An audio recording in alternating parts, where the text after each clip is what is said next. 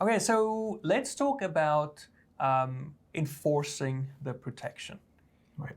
You know, it's one thing to say you have this security policy or this is the way that you want your people to work. It's another thing to actually, one, make it practical, that it's evil, that they can even remotely achieve that level. Yeah. Okay, that's another thing. But the second is, if it's at a place where they have to decide whether it's convenient or not convenient to follow the security practices, that's where it gets hard. That's right. And it's not necessarily meaning this guy who says, hey, I want my freedom, I want to do what I want to do, which isn't true freedom, but it's the illusion of that freedom, right? It's not even talking about that guy. Now you're talking about the guy that says, hey, I want to get my work done, but it's impractical for me to have the specific security policy in place to do that. Yeah. And so now it becomes really easy with good intent for someone to make a mistake.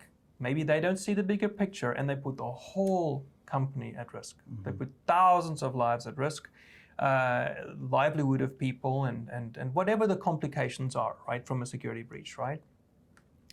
So let's talk about how the user cannot switch this off or bypass this.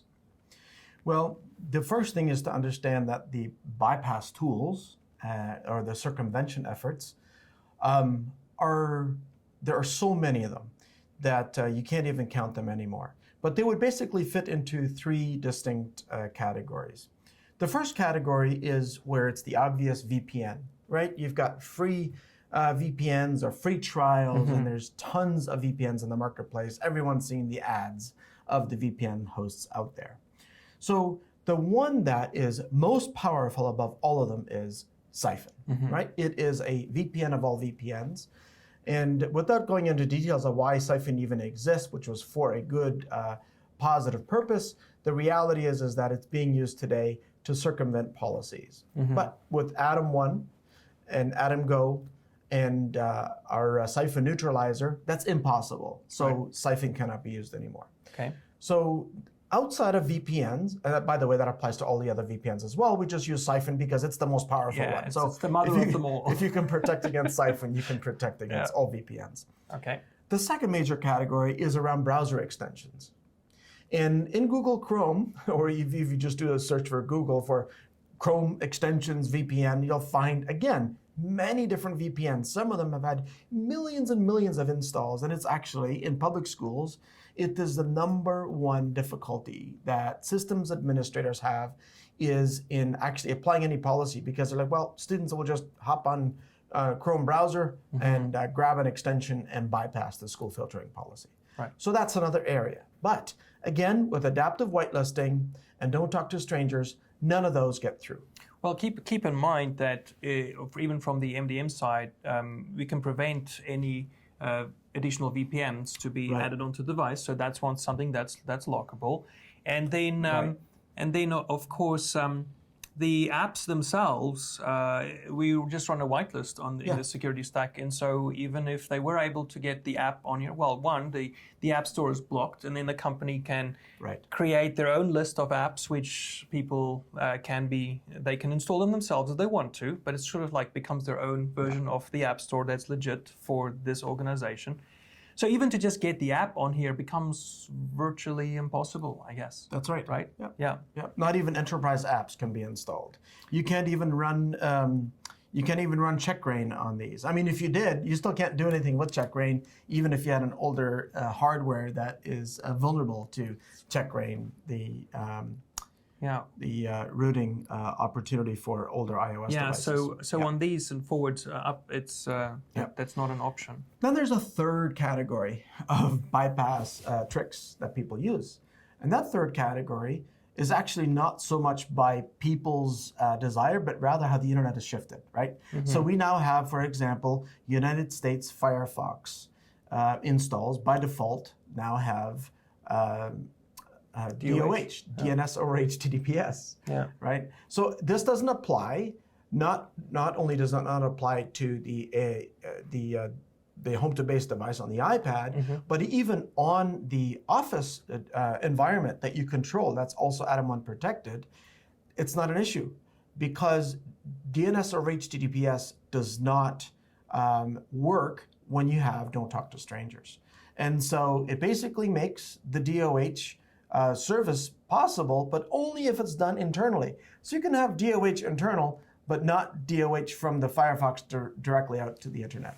I mean, that doesn't work. The discussion about DOH, what it's going to do, good or bad, that's a discussion for a whole other video. But just to understand, right now, an administrator needs to protect.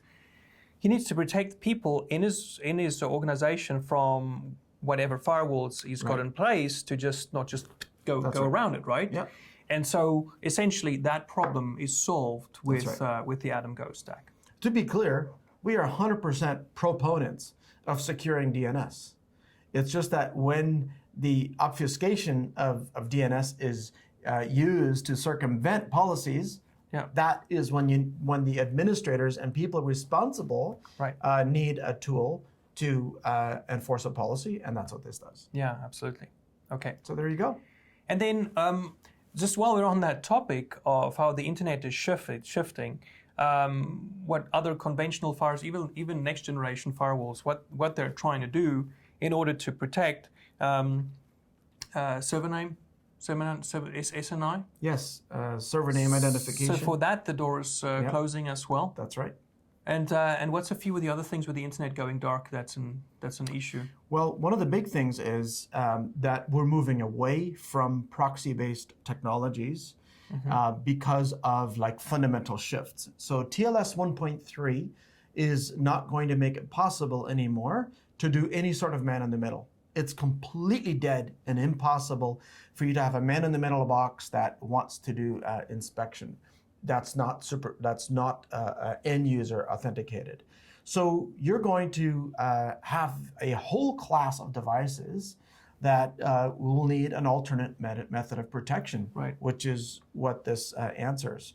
Because Google now will make sure that their products on their browsers have end-to-end encryption with no man in the middle. So the big secret, I guess not so much of a secret anymore, in large enterprise dynamics is that all of those Google products and TLS 1.3 enforced services, they're just getting whitelisted in these man-in-the-middle boxes. They can't inspect them anymore. So this is already happening right now, and it's only early 2020. You're essentially talking about, in order for people to continue to operate, they just stop filtering. That's right. That's what happens. Right. Yeah. Okay. But with Atom Go, that is not an issue. Correct. Not an issue because we do not operate with man-in-the-middle technology or philosophy. Okay. And in packet sniffing. What's the point in sniffing a packet if it's very well encrypted? There is nothing to sniff, right? Because all you can see is the source and destination, and it's a bunch of mumbo jumbo. Right. So you can't sniff anymore when it's TLS 1.3. Okay. Yeah, so the little bit of traffic that's left that you can still sniff is a website. Here's a website that's only HTTP. That's it. Generalizing here, but yes, broadly that's it.